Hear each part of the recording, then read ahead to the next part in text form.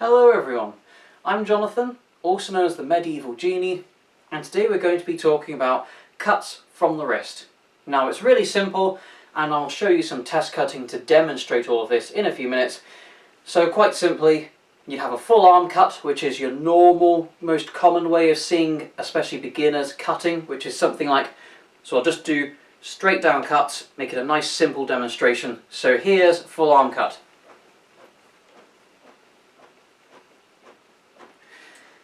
So then we've got a cut from the elbow,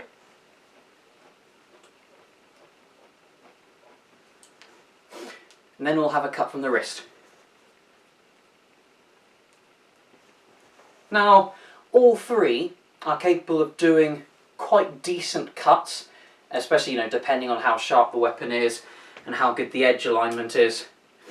But, of course, with something like a full arm cut, if you want to go through a parry, or you want to beat a weapon aside, then something like a full arm cut for that commitment and that power, the force behind the cut, is the most effective.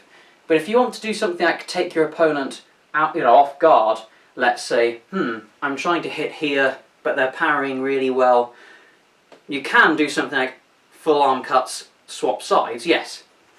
But it tends to be slower, and you tend to telegraph what you're doing.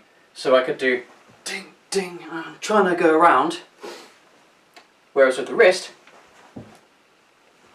you can even half commit and then just change the angle very easily. While making it look exactly the same, you're not kind of making it obvious that you're changing the angle.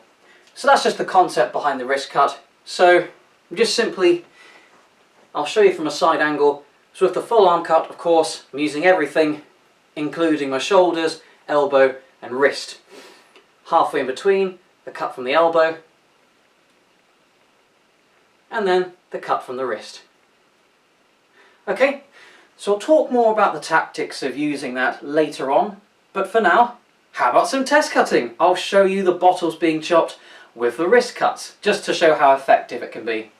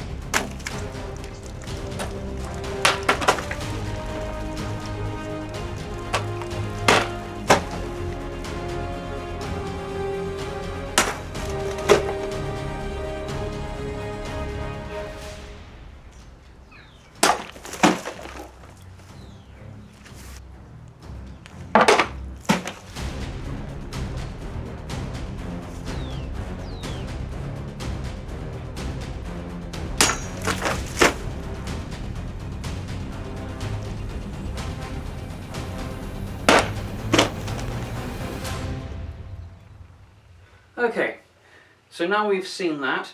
In terms of the tactics, so like I said, doing something like a full arm movement encourages that sort of beat or powering through a parry into the cut.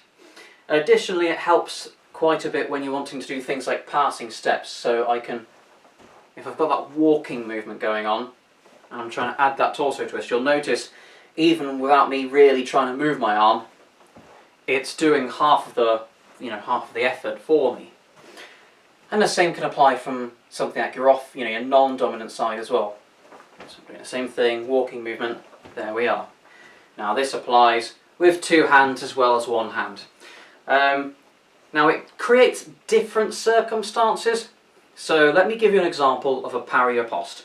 So the simple parry is a hanging guard, which is this. I'm just simply putting the hilt above my head, the blade is sloping down with a longer blade, like this one, it should create quite a guard. So it's covering me from my head, sometimes down to about my hips. Depends on the length of the weapon. So using that kind of guard, right, so we'll have the same kind of circumstances. The opponent attacks me from above, I parry with this hanging defence, and then I riposte by cutting to the head. Okay, so here is what it will look like with a full arm cut. So I'm going, so parry riposte, parry riposte. So you'll notice from there, I can go around, this allows me to, if they're hitting quite hard, they can pretty much bat my sword around into the new attack. So then, let's say the opponent is really going, "Ugh!" They're using maybe a full arm cut as well.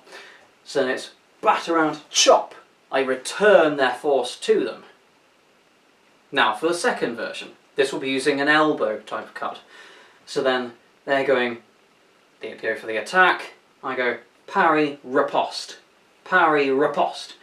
Now I've actually changed this because I find trying to go around, if I'm doing a full arm cut, then yeah, I'm doing all of this bringing around, so I end up cutting almost from the side anyway, because of the fact that it's whirling my entire arm. From the elbow, however, I feel more inclined to go, so I'm parrying not like this, I'm parrying like this, especially this happens if they're attacking kind of like this, rather than straight down. I've done this parry a number of times, and then riposte. So this time, it's actually causing it, instead of going and bringing the attack around, so they've attacked me on my left, I bring it around to my right, instead, it's a shorter parry, and just a direct line, parry, riposte, parry, riposte. So I'm just bringing that straight forwards. It's a shorter cut. And like I said, it's not better or worse. The opponent might be taken off guard, so they're focusing their attack and their defence all around this side. And then I bring it around to the opposite side. With this one from the elbow, parry, riposte. I'm doing a quicker and shorter action, so it might be closer to the angle where they and their weapon are, but it's a more immediate action that they have less time to react to. And then with something like a wrist cut, it could be, so I'm parrying quite far forwards, and this means I might not even need that much strength, because at that point I'm not catching their sword around here close to the tip because they're trying to power through and I've got it close to my body, since they're aiming for something close to the tip to hit me, let's say on the head or the torso. So at this point I'm taking the full brunt of the force for the riposte. Around here I'm extending my arm out, and then I'm pretty much, especially if I step into the parry, I'm actually usually catching them either midway down the blade or actually getting quite close to the hilt. So I could even parry like this. Of course I can reach in for their arm.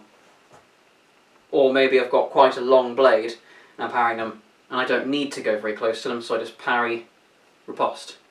And again, it takes that version I mentioned with the elbow even more extremely. I'm just turning my hand and cutting them, so they have even less time to react. But the problem is, I might take the parry there, and then as soon as I'm doing the riposte, I'm already where their weapon is. So it's worth bearing in mind where they're exposed. So it might well be that rather than parrying and doing a riposte on one angle, you might need to do it on a different angle, you know, wherever they are not guarding. This is harder when you're against a basket-hilted sword because, of course, the hand that they're attacking with is guarded, whereas with something like an arming sword, you know, a medieval type of weapon, you can pretty much just take an angle that will strike their hands and you can cut them nicely. So that's that. Comment below what you think, and I hope you had a good time. See you in the next video, and presumably for your next wishes.